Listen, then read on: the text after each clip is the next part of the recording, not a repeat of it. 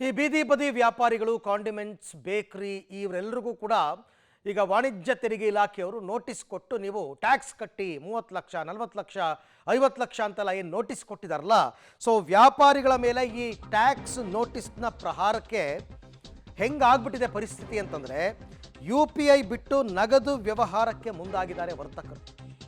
ಎಲ್ಲ digital payment ಬಿಟ್ಬಿಟ್ಟಿದ್ದಾರೆ, cash ಕೊಡಿ ಅಂತ ಇದ್ದಾರೆ. KR ಮಾರ್ಕೆಟಲ್ಲಿ ಕೂಡ ಓನ್ಲಿ ಕ್ಯಾಶ್, ನೋ UPI. ಬಹುತೇಕ ವ್ಯಾಪಾರಿಗಳು ಈಗ ನಗದು ವ್ಯವಹಾರಕ್ಕೆ ಮುಂದಾಗಿದ್ದಾರೆ. ಸ್ಕ್ಯಾನರ್ಗಳನ್ನೇ ಎತ್ತಿಟ್ಬಿಟ್ಟಿದ್ದಾರೆ. ನೀವು ಫೋನ್ಪೇ, ಗೂಗಲ್ ಪೇ, ಪೇಟಿಎಮ್ ಯಾವುದೂ ಯೂಸ್ ಮಾಡೋ ಹಾಗೆ ಇಲ್ಲ. ದಿನಕ್ಕೆ 500 1000 ದುಡಿತೀವಿ ಸರ್, ಲಕ್ಷ ಲಕ್ಷ ಬಿಲ್ ಕಳಿಸಿದ್ರೆ ಎಲ್ಲಿಂದ ಕಟ್ಟೋದು ನಾವು ಹೇಳಿ? ಎಲ್ಲ ಕಳೆದು ನಮ್ಗೆ ಉಳಿಯೋದೇ 500 ರೂಪಾಯಿಂದ 1000 ರೂಪಾಯಿ. ಹೆಂಗೆ ನಾವು ವ್ಯಾಪಾರ ಮಾಡಬೇಕು? ನಾವು ಆನ್ಲೈನ್ನಲ್ಲಿ ಪೇಮೆಂಟ್ ತಗೊಳ್ಳೋದಿಲ್ಲ. ದೊಡ್ಡ ವ್ಯಾಪಾರಿಗಳು ಮತ್ತು ರಾಜಕಾರಣಿಗಳಿಗೆ ಟ್ಯಾಕ್ಸ್ ಹಾಕಿ ಕೋಟ್ಯಾಂತರ ರೂಪಾಯಿ ವ್ಯವಹಾರ ಮಾಡ್ತಾರಲ್ಲ, ಅವ್ರಿಗೆ ನಮ್ಗೆ ಯಾಕೆ ಹಾಕ್ತಾ ಇದ್ದೀರಾ ಅಂತ ವ್ಯಾಪಾರಿಗಳು ಈಗ ಆಕ್ರೋಶ ವ್ಯಕ್ತಪಡಿಸ್ತಾ ಇದ್ದಾರೆ. ಹಾಗಾಗಿ ಬಹುತೇಕ ಕಡೆ ಮತ್ತೆ ನಾವೊಂದು 10 ವರ್ಷ ಹಿಂದಕ್ಕೆ ಹೋದಂಗೆ ಆಯ್ತು. ಇವಾಗ ಯಾವಾಗ ಡಿಜಿಟಲ್ ಪೇಮೆಂಟ್ ಶುರು ಆಯಿತು, ಜನ ಕ್ಯಾಶನ್ನು ತರೋದೇ ಮರ್ತುಬಿಟ್ರು, ATMಗಳಿಗೆ ಹೋಗೋದನ್ನೇ ಮರ್ತುಬಿಟ್ರು. ಎಲ್ಲ ಕಡೆ ಡಿಜಿಟಲ್ ಪೇಮೆಂಟ್ ಇತ್ತು. ಅದರಲ್ಲೂ ಬೆಂಗಳೂರಿನಲ್ಲಂತೂ ವಿಪರೀತ 95% ವ್ಯವಹಾರ ನಡೀತಾ ಇದ್ದಿದ್ದೆ ಡಿಜಿಟಲ್ ಪೇಮೆಂಟಲ್ಲಿ. ನೀವು ಅದಕ್ಕೂ ಟ್ಯಾಕ್ಸ್ ಹಾಕ್ತೀವಿ ಅಂತ ಹೊರಟ್ರೆ ಏನು ಮಾಡಬೇಕು? ಬಡ ವ್ಯಾಪಾರಿಗಳು, ಫುಟ್ಪಾತ್ ವ್ಯಾಪಾರಿಗಳು, ಹಣ್ಣು ಹೂವು ಹಾಲು ಮಾರ್ತಕ್ಕಂಥವ್ರು, ಪೇಪರ್ ಮಾರ್ತಕ್ಕಂಥವ್ರು, ಅವರೆಲ್ಲರೂ ಕೂಡ ಈಗ ನೋಡಿ, ಇದು KR ಮಾರ್ಕೆಟು ನೀವು ನೋಡ್ತಾ ಇರೋದು.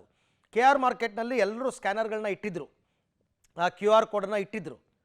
ಸ್ಕ್ಯಾನ್ ಮಾಡ್ಬೋದು, ಸ್ಕ್ಯಾನ್ ಮಾಡಿಬಿಟ್ಟು ಪೇಮೆಂಟ್ ಮಾಡ್ತಾಯಿದ್ರು. ಈಗ ಅದಕ್ಕೂ ಟ್ಯಾಕ್ಸ್ ಬೀಳುತ್ತೆ ಅಂತ ತುಂಬ ಜನಕ್ಕೆ ಬಂದಿಲ್ಲ. 20% ಜನಕ್ಕೆ ಬಂದಿದೆ ಅಷ್ಟೇ, ಇನ್ನೂ 80% ಜನಕ್ಕೆ ಬಂದಿಲ್ಲ. ಎಲ್ಲಿ ಬಂದ್ಬಿಡುತ್ತೋ ಮುಂದೆ ಅಂತ ಹೆದರಿಕೆ ಅವ್ರಿಗೆ. ಹಾಗಾಗಿ ಈಗ ಆ QR ಕೋಡ್ಗಳನ್ನ ಎತ್ತಿಟ್ಬಿಟ್ಟಿದ್ದಾರೆ.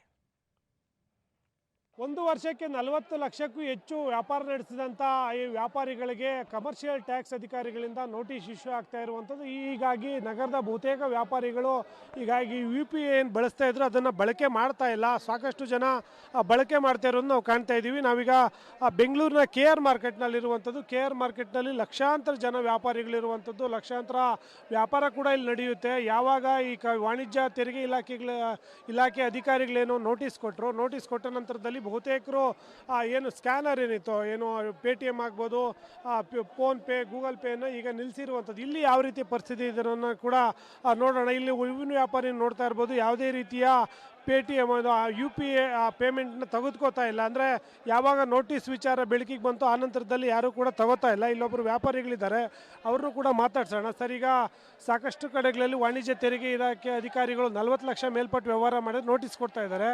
ನೀವು ಆನ್ಲೈನ್ ಪೇಮೆಂಟ್ ತಗೋತಾ ಇದ್ರೆ ಇಲ್ವಾ? ಇಲ್ಲ ಸರ್, ಆನ್ಲೈನ್ ಕ್ಯಾನ್ಸಲೇ ಮಾಡಿಬಿಟ್ಟಿದ್ದೀವಿ. ನಮಗೆ ತುಂಬ ಪ್ರಾಬ್ಲಮ್ ಆಯಿತು. ಕ್ಯಾಶ್ ಇದ್ದರೆ ವ್ಯಾಪಾರ ಮಾಡಿ, ಇಲ್ಲಾಂದರೆ ಹೋಗಿ ಅಂತಂದು ನಾವು ಕ್ಯಾಶ್ ವ್ಯಾಪಾರ ಮಾಡ್ತಾ ಇದ್ದೀವಿ. ಆಗ್ತಾ ಈ ಹಿಂದೆ ತಗೋತಾ ಇದ್ರಾ? ಇದಕ್ಕಿಂತ ಮುಂಚೆ ತೊಗೊತಾ ಇದ್ದು. ಎಲ್ಲರಿಗೂ ನೋಟಿಸ್ ಬಂದು ನಮ್ಮ ಓನವ್ರಿಗೆ ಸುಮ್ಮನೆ 53 ಲಕ್ಷ ಅಂತಂದು ಹೇಳಿದೆ. ಇಲ್ಲೇ ವ್ಯಾಪಾರ ಮಾಡೋರಿಗೆ ಅವನು ಬಂದಿರೋದೇ 20 ಲಕ್ಷ, 53 ಲಕ್ಷ ಟ್ಯಾಕ್ಸ್ ಕಟ್ಟು ಅಂತಾರೆ. ಅದಕ್ಕೆ ನಾವು ಯಾವುದೂ ಬೇಡ ಅಂತ ಸ್ಕ್ಯಾನರೇ ಮುಚ್ಚಿಕ್ಬಿಟ್ಟಿದ್ದೀವಿ, ಕ್ಯಾನ್ಸಲ್ ಮಾಡಿದ್ವಿ. ಕ್ಯಾಶ್ ಇದ್ದರೆ ವ್ಯಾಪಾರ ಮಾಡ್ತೀವಿ, ಇಲ್ಲಾಂದ್ರೆ ಮಾಡಲ್ಲ ಅಷ್ಟೇ. ಜನ ಹೆಂಗ್ ರಿಯಾಕ್ಟ್ ಮಾಡ್ತಾವ್ರೆ? ಜನನೂ ಅಷ್ಟೇ, ನೋಡ್ತೀವಿ. ಇದ್ರೆ ಕ್ಯಾಶ್ ಇದ್ದರೆ, ಇಲ್ಲಾಂದ್ರೆ ವಾಪಸ್ ಕಳಿಸ್ತಾ ಇದ್ದೀವಿ. ಅವರು ಆದರೆ ಏನು ಮಾಡೋಕ್ಕಾಗುತ್ತೆ? ಇಲ್ಲಿ 10 ರೂಪಾಯಿ ವ್ಯಾಪಾರಕ್ಕೆ 1000 ರೂಪಾಯಿ ಇಲ್ಲಿ ಕಟ್ಟೋದು ಸರ್. 1000 ರೂಪಾಯಿ ಬೇಡ ಅಂತ, ಬೇಡ ವ್ಯಾಪಾರನೇ ಬೇಡ ಅಂತಂದು ಕ್ಯಾನ್ಸಲ್ ಮಾಡಿದ್ದೀವಿ. ಇನ್ಮೇಲೆ ಎಲ್ಲಿ ಈ ಥರ ನೋಡೋಣ, ಯಾವ ರೀತಿ ಪ್ರಾಬ್ಲಮ್ ಸಾಲ್ವ್ ಮಾಡ್ತಾರೆ ನೋಡ್ಬಿಟ್ಟು ಮುಂದಿನ ಕಾರ್ಯಕ್ರಮ ತೊಗೊಳೋಣ. ಇವಾಗ ಸದ್ಯಕ್ಕೆ ಆಗಲ್ಲ. ಇದು ಒಬ್ಬರು ವ್ಯಾಪಾರಿ ಹೇಳುವಂಥದ್ದು. ಇನ್ನಷ್ಟು ಜನ ವ್ಯಾಪಾರಿಗಳಿದ್ದಾರೆ. ಸರ್, ಈಗ UPI ಮುಖಾಂತರ ಅಮೌಂಟ್ ತೊಗೊಂಡ್ರೆ ಅದಕ್ಕೆಲ್ಲ ಟ್ಯಾಕ್ಸ್ ಕಟ್ಟಬೇಕು. ಸಾಕಷ್ಟು ಜನ ವ್ಯಾಪಾರಿಗಳಿಗೆ ದೊಡ್ಡ ಲಕ್ಷಾಂತರ ರೂಪಾಯಿ ಬಿಲ್ ಕಳಿಸ್ತಾ ಇದ್ದಾರೆ. ನೀವು ತಗೋತಾ ಇದ್ದೀರಾ ಇಲ್ವಾ? ಸರ್, ಇದಕ್ಕಿಂತ ಮುಂಚೆ ತೊಗೊತಾ ಇದ್ವಿ. ಇವಾಗ ಯಾವಾಗ GST ಅನ್ನೋ ಒಂದು ಪೆಟ್ಟು ನಮ್ಮ ಎಲ್ಲ ಭಾರತಕ್ಕೆ ಆಗಿದೆ.